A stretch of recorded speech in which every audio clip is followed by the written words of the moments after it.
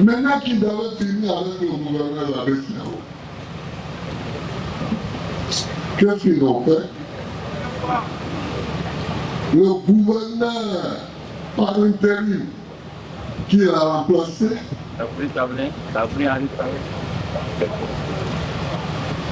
nous jouons des tours,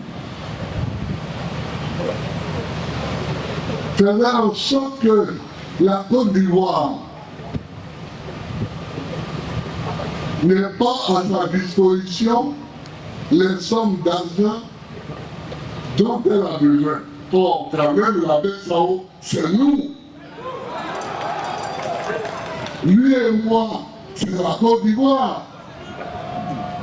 40% de ce que gagne lui et moi, c'est grâce à la Côte d'Ivoire. Alors je dis, c'est pas possible. Je dis, c'est pas possible. Comme j'ai décidé de couper le pont avec Dakar, et de couper le pont avec Dakar, et j'ai pris la BCEAO Côte d'Ivoire comme notre banque centrale. Et donc tout ce que nous gagnions était mis directement dans notre propre banque centrale. C'est tout. C'est tout.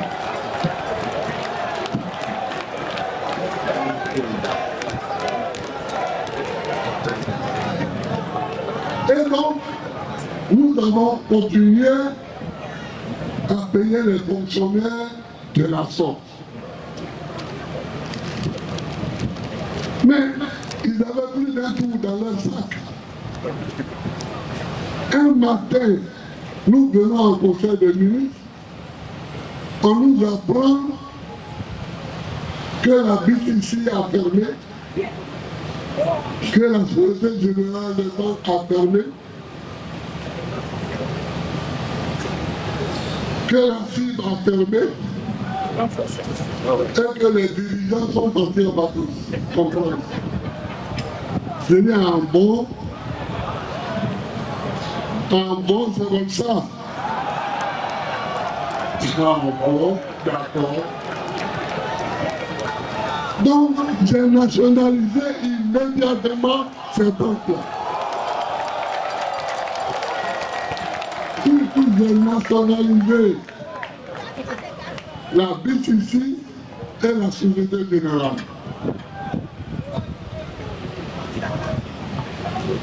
Et tous les Ivoiriens qui travaillaient, je n'étais pas revenu de vacances. Ils étaient contents. Ils étaient enthousiastes. Ils sont venus. Ils ont ouvert les portes. Et nous sommes rentrés travailler. Parce que c'était à la fin du mois. C'était à la fin du mois et les salaires des fonctionnaires étaient en train d'arriver.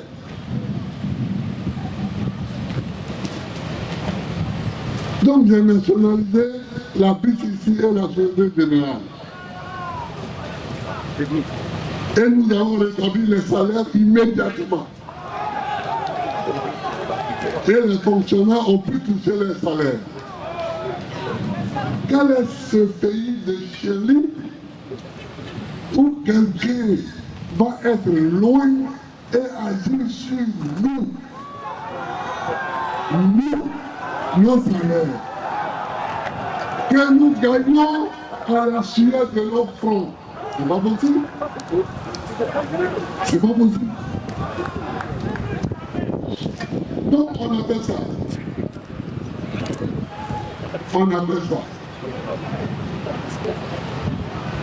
Et on a pu payer nos salaires.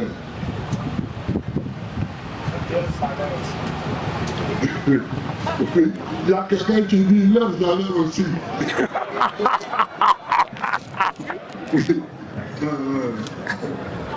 Alors, on a payé les salaires et les gens ne savaient plus comment fonctionner avec nous. Ils ne savaient plus. Donc, quand j'étais en prison à La Haye, c'est pas grave.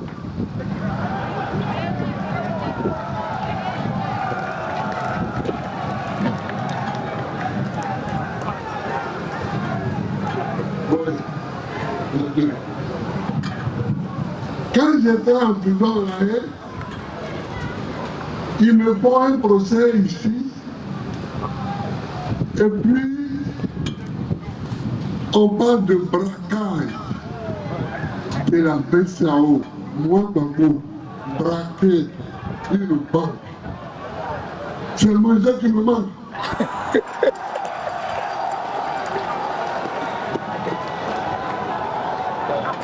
C'est le manger qui me manque.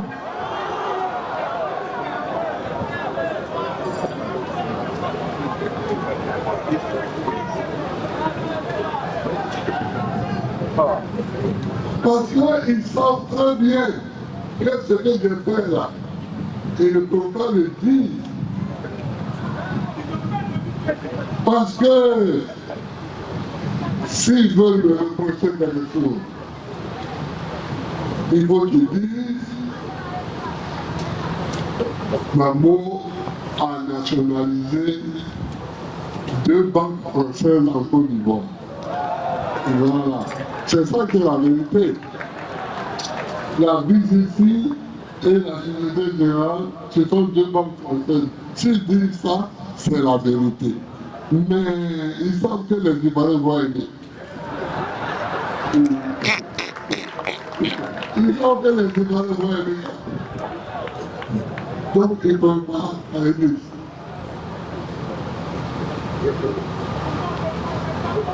Sinon, ils peuvent dire aussi que voilà, Gbagbo a coupé avec la BCAO Dakar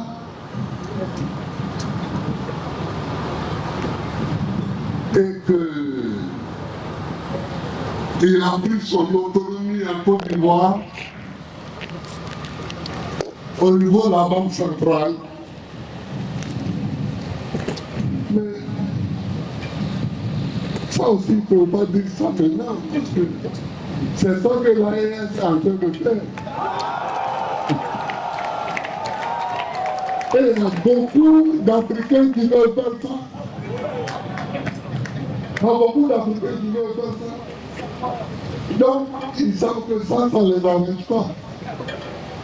C'est les 2 choses qu'on peut me repousser. Que oui, il a quitté Dakar et érigé notre succursale de la BCAO en Banque centrale. Mais en faisant ça, j'ai été le premier parmi tous ceux qui vont suivre. Parce que tout le monde va suivre.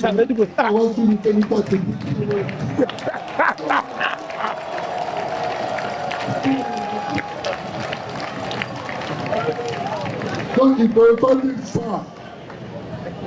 Ils ne peuvent pas non plus dire que j'ai nationalisé 2 banques françaises. Ils ne peuvent pas dire ça. Ça leur fait honte. Ça leur fait honte. Mais c'est ça que j'ai fait.